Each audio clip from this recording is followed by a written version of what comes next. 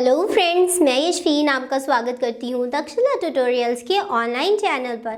तो दोस्तों, आज होगा लेक्चर हमारा 10.2। लेक्चर 10.1 में हमने क्या पढ़ा था। हमने पढ़ा था घरेलू उत्पादन में सूक्ष्म जीव, कि सूक्ष्म जीव घरेलू उत्पादन में घरेलू प्रोडक्ट मतलब डोमेस्टिक प्रोडक्ट्स बनाने में किस प्रकार से अपनी भागीदारी देते हैं। और दूसरा मेन टॉपिक हमने पढ़ा था कि इंडस्ट्रियल मेथड मतलब औद्योगिक रूप से सूक्ष्म जीव क्या करते हैं। इन दोनों टॉपिक्स को हमने कवर कर लिया था। अपने आज के लेक्चर में हम सिर्फ एक टॉपिक कवर करेंगे।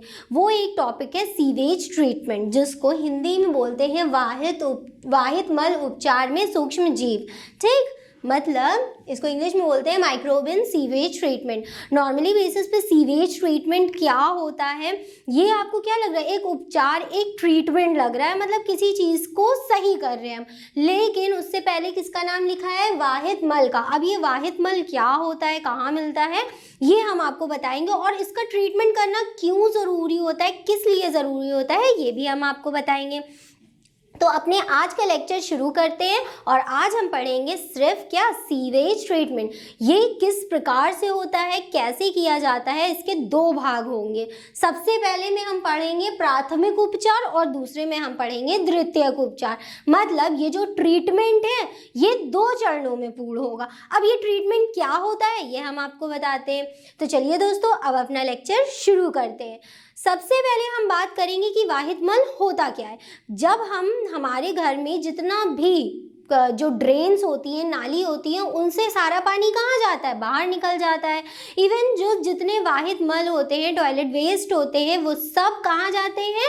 बड़े बड़े नाले के थ्रू होते हुए नदी नालों में गिरा दिए जाते हैं। ये बात तो आपको पता ही होगी। या हम अपने घर में जितना भी पानी वेस्ट करते हैं, जैसे कि अगर हमने कपड़े धोए, हमने नहाया है, तो उसका जितना भी पानी होता है वो कहाँ जाता है? ड्रेन्स मतलब नालियों में ही तो जाता है। अब वो नालियाँ कहाँ जाती हैं? बड़े बड़े नालों में जाती हैं। अब वो नाले कहाँ जाते हैं? नदी में, नदी वगैरह में गिरा दिए जाते हैं। लेकिन जो भी हमने पानी यूज़ किया है वो गंदा हो जाता है। अब जब हम कपड़े धोएंगे तो उसमें क्या मिल जाएगा? डिटर्जेंट मिल जाएगा और हमारे कपड़ों की धूल मिट्टी मिल जाएगी, जिसकी वजह से वो पानी क्या हो जाएगा? दूषित हो जाएगा। अब यही दूषित पानी सोचिए, अगर हम डायरेक्ट नदी नाले में गिरा दे या झरनों में या नदियों में गिरा दे तो क्या होगा? ये दूषित जल वो साफ सुथरी नदी को भी दूषित कर देगा। ठीक, तो ये जो नदी की दूषित बढ़ रही है, कि जो इतनी गंदी हो रही है नदियाँ या झरने, उन सब में इतना प्रदूषण फैल रहा है, वो इसीलिए फैल रहा है कि जो हम लोग डोमेस्टिक वेस्ट निकालते हैं जितना भी, और काफ़ी लोग ऐसे होते हैं जो उसमें कूड़ा भी डाल देते हैं, ये भी डाल देते हैं, वो भी डाल देते हैं, तो जिसकी वजह से क्या होता है, ये सब बहुत ज़्यादा प्रदूषण फैलाते हैं, नदी का वाटर पोल्यूशन फैलाते हैं। तो इसको रोकथाम के लिए, इसकी रोकथाम के लिए, इससे बचने के लिए ही क्या बनाया गया है? सीवेज ट्रीटमेंट, जिसको वाहित मल उपचार भी कहते हैं। अब जो कि हमारा चैप्टर क्या है? सूक्ष्म जीव, मतलब कि सूक्ष्म जीव हमारे लिए किस प्रकार से उपयोगी है मानव कल्याण में सूक्ष्म जीव। अब तो हम क्या करेंगे? इस सीवेज ट्रीटमेंट में सूक्ष्म जीवों को इंक्लूडेड कर देंगे। इस सीवेज ट्रीटमेंट में सूक्ष्म जीव किस प्रकार से अपनी भागीदारी देते हैं ये हम अभी आपको आगे बताएंगे। लेकिन उससे पहले हम आपको ये बताएंगे कि सीवेज ट्रीटमेंट तो आपको पता चल गया ना कि क्या होता है। हमारे घर से पूरा निकलने वाला कूड़ा, पानी वाला कूड़ा, ठीक, वाटर पॉल्यूशन वाला कूड़ा, वो सब नाली के थ्रू होते हुए नदियों में जाता है। लेकिन अगर हम क्या करें, उस कूड़े को, यानी कि जो उस पानी है, जो गंदा पानी है, उसको पहले साफ कर दें। साफ करने के बाद क्या करें? नदी में डालें, तो क्या होगा? क्या नदियाँ प्रदूषित होंगी? नहीं होंगी ना। तो बस यही प्रोसेस के लिए सीवेज ट्रीटमेंट यूज़ किया जाता है, वाहित मल उपचार यूज़ किया जाता है। इसके बहुत बड़े बड़े प्लांट लगते हैं, ये नहीं कि छोटा सा ही लगेगा, बहुत बड़े बड़े प्लांट्स लगते हैं। मतलब काफ़ी एरिया ये घेरता है जिसमें इसका ट्रीटमेंट शुरू होता है। तो इस ट्रीटमेंट में क्या होता है, सबसे ऊपर से हम आपको पहले बता देते हैं, फिर हम इसको आपको पढ़ा के दोबारा समझा देंगे। अब जैसे मान लीजिए पानी में पन्नी तैर रही है, तो पन्नी को हम पहले ही रोक लेंगे, फिर उसके अंदर कुछ जो और कूड़ा करकट होंगे, धूल मिट्टी होंगे, उसको रोक लेंगे। फिर उसके बाद जो उसके अंदर गंदे पानी में जो स्मेल आती है या जो भी उसके अंदर बैक्टीरिया होते हैं या काफ़ी सारे सूक्ष्म जीव होते हैं जो कि हमारे लिए हानिकारक होते हैं, उनको नष्ट करते हैं। जब ये सारी प्रोसेस खत्म हो जाती है, उसके बाद क्या होगा, लीजिए पानी सुरक्षित हो गया, पानी प्रदूषण से मुक्त हो गया, तो पोल्यूशन लेस हो गया। उसके बाद जब ये साफ सुथरा पानी हो जाता है, उसके बाद हम क्या करते हैं, इसको नदियों में डाल देते हैं, जिससे वाटर पोल्यूशन होने के चांसेस बिल्कुल नन होते, बिल्कुल नहीं होते। तो चलिए दोस्तों, अब हम पढ़ के आपको बताएंगे कि कैसे, किस प्रकार से ये ट्रीटमेंट होता है। यह उपचार निम्नलिखित 2 चरणों में पूरा होता है। ये उपचार क्या होता है, ये हमने आपको बता दिया।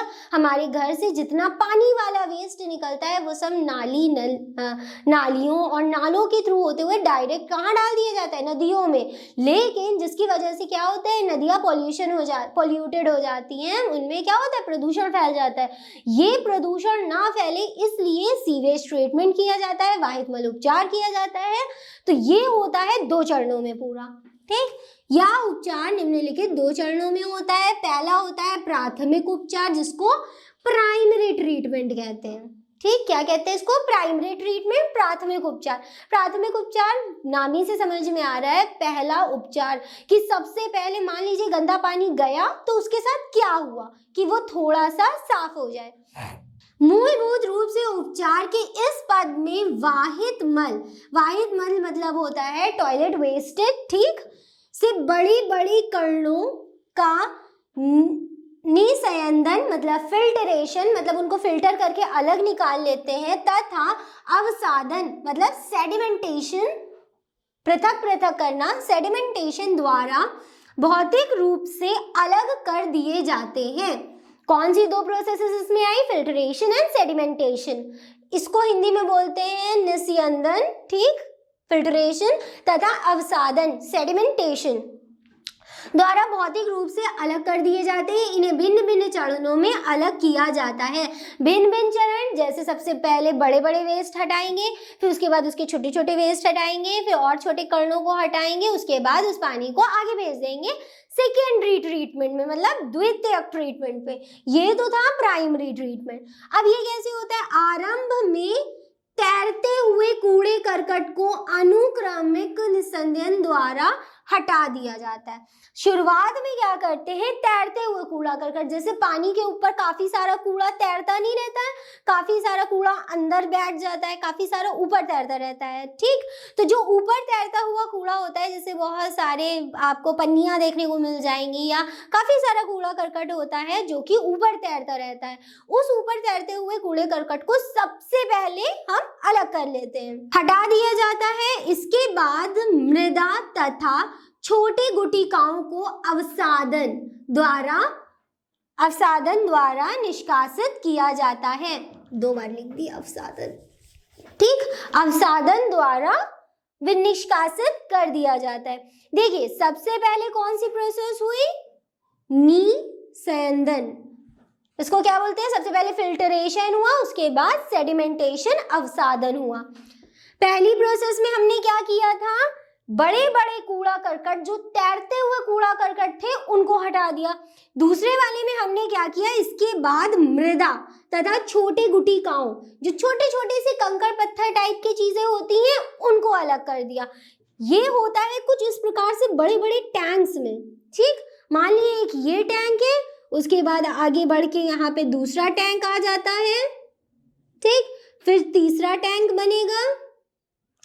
इस प्रकार से क्या होते हैं, टैंक्स होते हैं। और यहाँ पे मान लीजिए कौन सी प्रोसेस है, निस्यंदन की।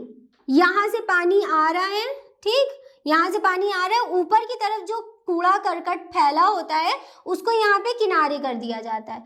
फिर जो पानी होता है उसको एक किसमें डाला जाता है, पहले वाले टैंक में।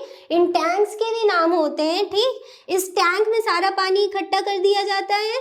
फिर उसके बाद जो भारी भारी कंकड़ पत्थर होते हैं उनको अवसादन द्वारा अलग कर लिया जाता है। छोटे गुटिकाएं होती हैं, वो सब क्या होती हैं, नीचे बैठ जाती हैं, समझ में आया थोड़ा थोड़ा।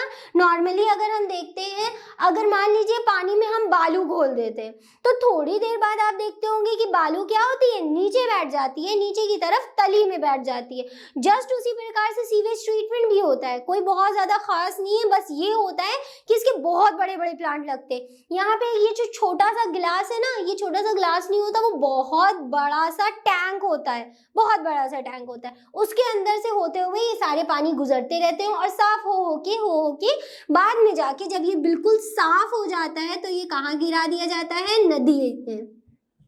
ठीक, उसके बाद ये कहाँ गिरा दिया जाता है, नदी या तालाब या फिर झरनों में। दूसरा जो हमारा बताया था हमने, अवसादन। अवसादन मतलब होता है सेडिमेंटेशन। इसमें ये सारा क्या होता है, नीचे की तरफ बैठ जाता है। अब देखिए सारा जितनी छोटी छोटी मृदा, बालू, कंकड़, पत्थर, ये सब चीजें जो नीचे बैठी होती है, ऊपर वाला कूड़ा हमने किस में हटा दिया, निस्यंदन में, और नीचे वाला हमने कूड़ा किस में हटा दिया, अवसादन में। अब समझ में आ गया।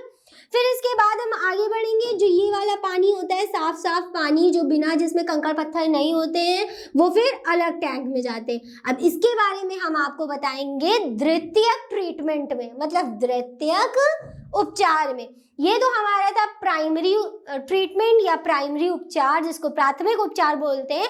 पहला उपचार याद रखिएगा, बस इतनी सी बात याद रखिए कि प्राथमिक उपचार में दो चीजें हमने करी।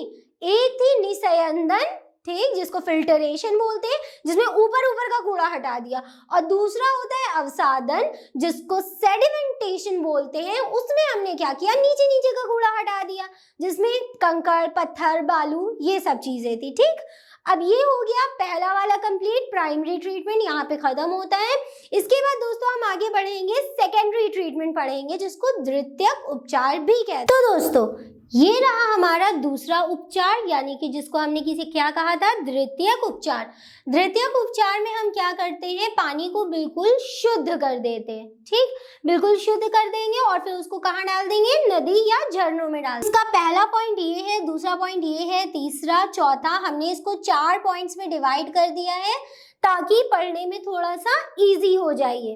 ये वाला जो उपचार होता है ये थोड़ा सा बड़ा होता है, ये वाला जो उपचार होता है ये पहले वाले उपचार से थोड़ा सा बड़ा होता है, इसलिए हमने इसको पॉइंट वाइज डिवाइड कर दिया है। अब चलिए दोस्तों इसको भी पढ़ लेते हैं और अपना चैप्टर कंप्लीट करते हैं। प्राथमिक बाह्य स्राव को बड़े वायुवीय टैंकों से गुजारा जाता है। बाह्य स्राव यहाँ क्या है, बाह्य स्राव कुछ नहीं, प्राथमिक उपचार में जो पानी हमको मिला था कूड़ा करकट मृदा हटाने के बाद, उसी को क्या कहा गया है, बाह्य स्राव, मतलब बाह्य स्राव। प्राथमिक बाह्य स्राव को बड़े वायुवीय टैंकों से गुजारते हैं, जहां यह लगातार यांत्रिक रूप से हिलाया जाता है। अब जो पानी होता है उसे हिलाया जाता है, फिर उसके अंदर वायु फेंकी जाती है। ठीक, और वायु को इसमें पंप किया जाता है। मतलब फिर एक आएगा बड़ा सा टैंक, ठीक, जो नीचे हमने बनाए थे, ऐसे बहुत सारे टैंक आते हैं। जो बाह्य स्राव बचा है, प्राथमिक उपचार से आया हुआ पानी, वो कहाँ डाला जाता है, दूसरे टैंक में डाला जाता है। ठीक, वायुवीय टैंकों से गुजारा जाता है। उन टैंकों का नाम क्या है, वायुवीय टैंक। और वायुवीय टैंक में आपको क्या मिलेगा, वायु ही तो मिलेगी। अब वायु क्यों डाली जाती है ये अभी हम आपको बताते हैं।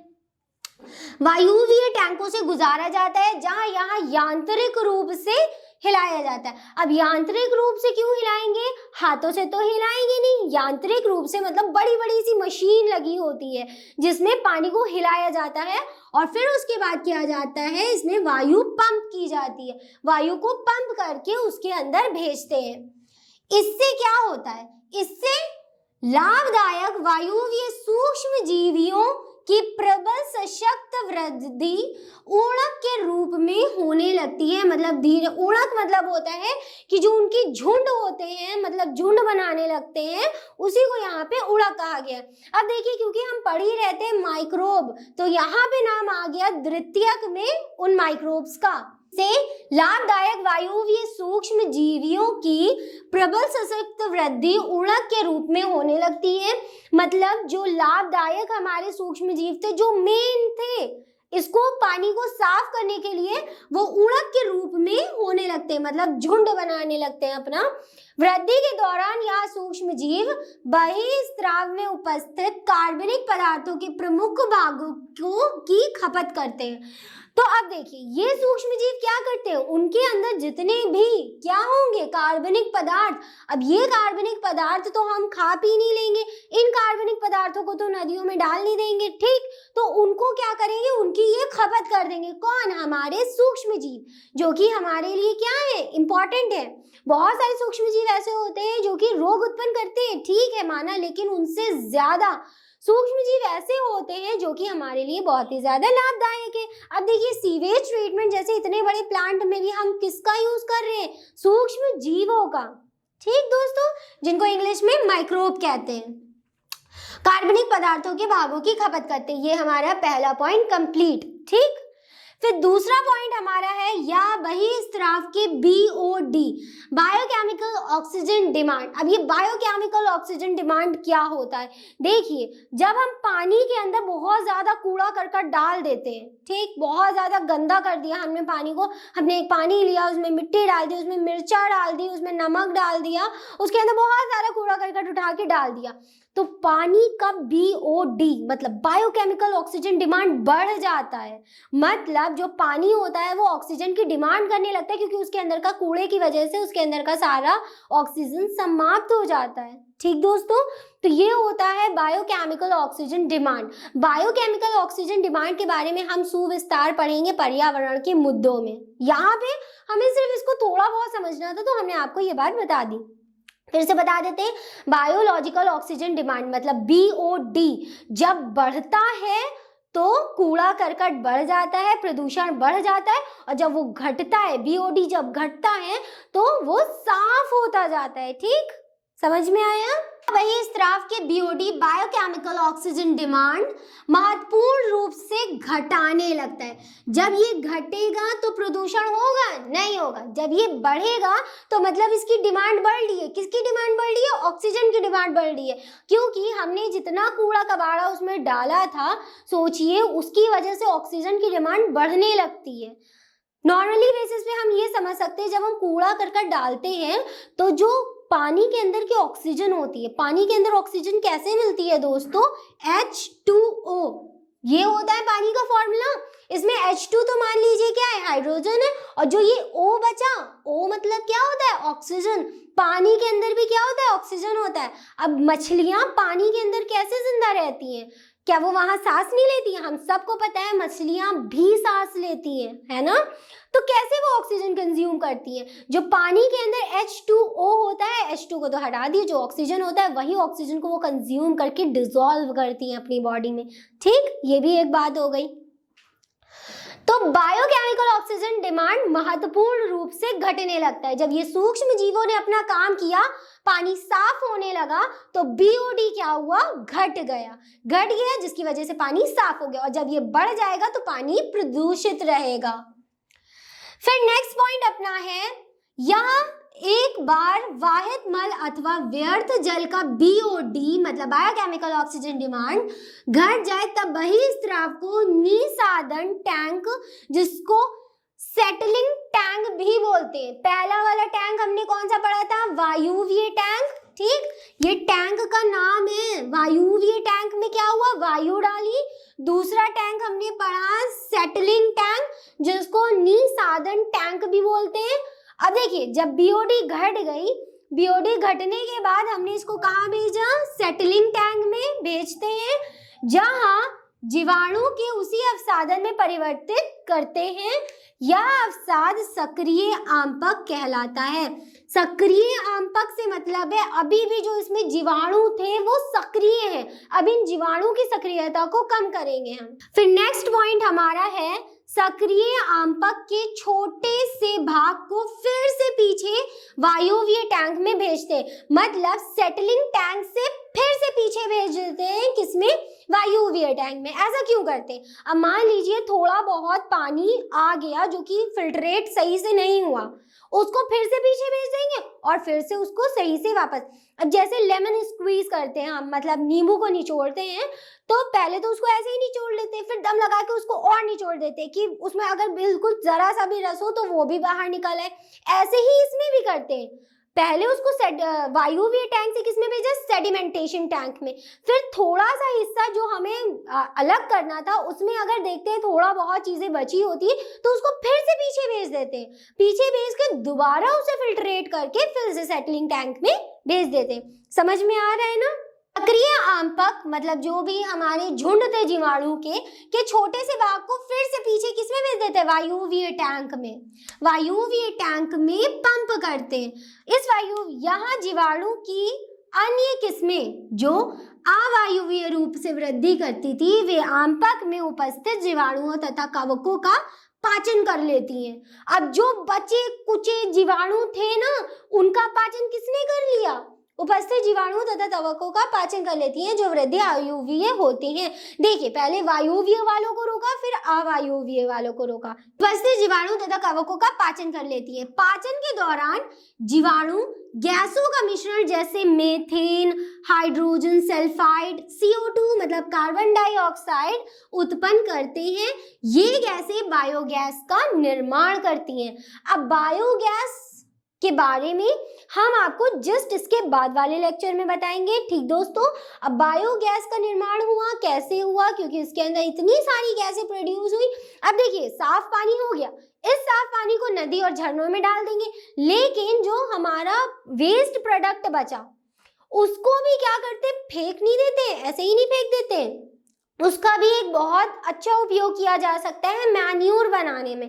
मैन्योर मतलब खाद बनाने में, भूमि को उपजाऊ बनाने में या लैंड फिलिंग करने में। अब बहुत सारी जगह पे आपने देखा होगा कहीं कहीं की जमीन ऊंची ऊंची होती है और कहीं कहीं की नीची नीची सी होती है, तो उन जमीनों को बराबर करने के लिए भी, जिसको इंग्लिश में लैंड फिलिंग बोलते हैं, लैंड मतलब जमीन, फिलिंग मतलब उसको भरना, लैंड फिलिंग में भी क्या करते हैं, इसका उपयोग करते हैं। जैसे कि सड़क कहीं की बन रही होती है तो सड़क को बराबर करने के लिए पहले इन्हीं चीजों का जो वेस्ट मैटर इसमें निकला है, पानी तो अलग हो गया, पानी साफ होके कहाँ, नदी और तालाबों में चला गया। जो वेस्ट मैटर निकला इसमें वो क्या किया, हमने लैंड फिलिंग के लिए यूज कर लिया, उसको मैन्यूर मतलब खाद बनाने के लिए, भूमि को उपजाऊ बनाने के लिए यूज कर लिया। अब लैंड फिलिंग में से कैसे यूज किया जाता है, ये सारा वेस्ट जाके लैंड के ऊपर डाल देते हैं और उसके ऊपर क्या होती है, बिल्कुल अच्छी सी रोड बन जाती है, जिसकी वजह से मटेरियल जो होता है वो कम लगता है और जो वेस्ट प्रोडक्ट होता है वो भी यूज हो जाता है।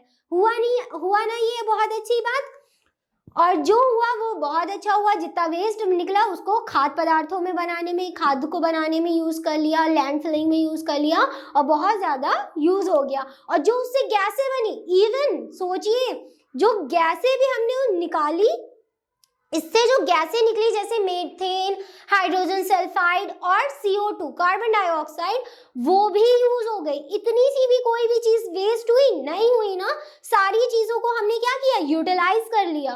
जो गैसें निकली, इवन गैसों को भी इधर उधर हमने नहीं जाने दिया, उसकी क्या बना दी, बायोगैस। और बायोगैस बहुत अच्छा जीवाश्म है, मतलब एक पेट्रोलियम है जिसको हम यूज करते हैं आग जलाने में। बहुत ज्यादा गाँव में देखा होगा आप लोगों ने कि गोबर के कंडे बना के रखते हैं और उन्हीं कंडों पे खाना वाना भी पकाया जाता है। तो वो कैसे जल गया, क्योंकि जो गोबर होता है उसमें बहुत ज्यादा मात्रा में मीथेन यूज होती है, CH4, जिसे CH4 कहते हैं दोस्तों, ठीक। CH4 एक कार्बन और 4 हाइड्रोजन, ये होता है मीथेन। इसका क्या करते हैं, यूटिलाइज करते हैं और आग जलाने में इसको यूज करते हैं। उसको गोबर के कंडे भी बोलते हैं शायद, ठीक। तो उसी प्रकार से हमने यहाँ पे भी काम किया। दूसरा वाला याद रखिएगा थोड़ा बड़ा है, लेकिन इससे छोटा ये नहीं हो सकता, इतना तो हमें पढ़ना ही पढ़ना है, ठीक। यहाँ से लेकर यहाँ तक के दूसरा वाला था, इससे पहले वाला हमने आपको बता दिया। यहाँ पे ये हमारा लेक्चर कंप्लीट होता है, सीवेज ट्रीटमेंट कंप्लीट होता है। तो दोस्तों यहाँ पे अगर आपको कोई भी डाउट हो, अगर सीवेज ट्रीटमेंट में कुछ भी ना समझ में आया हो, कुछ ऐसा हो जो अगर ना समझ में आया हो, तो या तो वीडियो को रिपीट करके देख लें या फिर हमसे इजीली कांटेक्ट करके आप आंसर्स अपने पूछ सकते हैं। और याद रखिएगा नोट्स पढ़ना मत भूलिएगा। लेक्चर देखने के बाद अगर आप तुरंत नोट्स की एक बार रिवीजन कर ले, उसको एक बार ऐसे ही पढ़ ले, एक बार पढ़ ले, 2 बार पढ़ ले, तो जितना भी हमने आपको पढ़ाया है वो बिल्कुल पक्का हो जाता है, ठीक, बिल्कुल दिमाग में बैठ जाता है अच्छे से। तो नोट्स ज़रूर पढ़ा करिए, अगर कोई डाउट है तो उन्हें पूछ के क्लियर करिए। तो दोस्तों इस लेक्चर से रिलेटेड सारे नोट्स आपको नीचे डिस्क्रिप्शन बॉक्स में मिल जाएंगे। तो दोस्तों आज के लिए बस इतना ही, मिलते हैं अपनी नेक्स्ट क्लास में। Thank you.